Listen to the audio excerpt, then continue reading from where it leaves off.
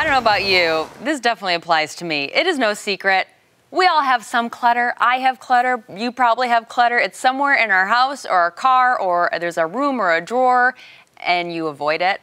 I know I do. I just let it get worse and worse. Why is it so hard to declutter? Well, this morning I'm joined by Debbie Rosemont, who is a certified professional organizer. I need someone like her in my life, and she's helping answer that very question. Thank you so much for being here. You're welcome, Liz. Why do we all have like the clutter drawer that you can barely close, or the room or the closet that is just so, it's such a mess? Yeah, well, there's a physics to stuff in that we accumulate things very easily. So stuff comes into our life every day, right? The mail, kids bring things home from school. So stuff comes into our life easily, but stuff does not go out of our life without some effort on our part. That's true. And then overwhelm happens. So we were chit-chatting just for a minute before we went live, and people do get overwhelmed, right, with clutter or with the prospect of having to organize, and so they avoid it. I avoid it. I totally do. And then before you know it, it's like taking over a corner of your room or a whole closet. I know you said it's easy when stuff comes in, but why on earth do we have so much stuff? Well, I think we tie a value to things. So, you know, some people will keep things because they paid good money for it at one point in time, because it was a gift to them, and you know, they don't want to hurt the feelings of the gift giver. You know, things that kids create or that are sentimental are particularly hard to let go of. So those are some of the reasons. And sometimes people feel like if they let things go, they'll miss it. Right? But I feel that too sometimes. There's that, but I might need it someday. Right. And we really have to ask ourselves, well, will you really? And if you did, is there another way to get that thing, to borrow it, to buy it inexpensively? Because there's a cost to keeping things as well. Really? Yes. What's that cost? Absolutely. Well, having too much stuff costs us time, it costs us money, it costs us stress. Searching for stuff. So when we have clutter, it's the stuff that's keeping us from getting to what we need when we need it. So there's that time.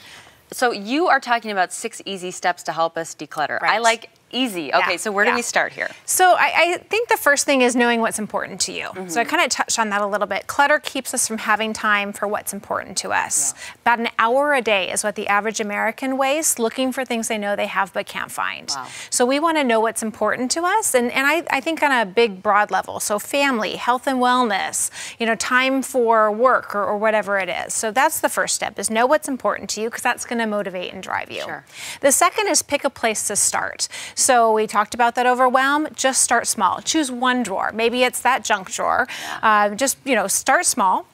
The third is to have things assembled nearby so that when you get into that momentum of decluttering, you don't have to leave the space. So having a trash can and a place to hold the recycle items and a place even for things that go someplace else, because you don't want to leave the area while you're decluttering. You'll get distracted. Exactly. The fourth is to sort things out, so grouping like items together. We need to be able to see what we have and how many, right? How many ballpoint pens do we really need in that one drawer? Good point.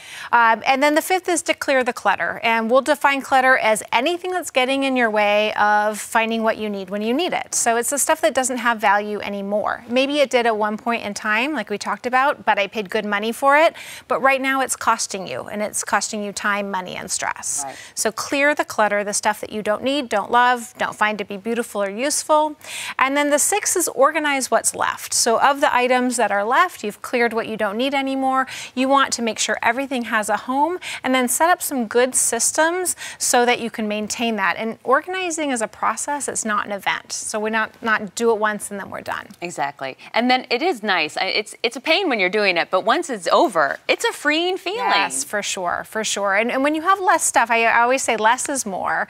You really can focus on, you know, back to that first step, what's important to you. So if it's important to spend more time with family, or important to, you know, have the time that you want to focus on health and wellness, you will have that when you have less stuff. Debbie, thank you so much for joining us. This is great information. You can visit it's simplyplaced.com for more information. Thank you. Thank you.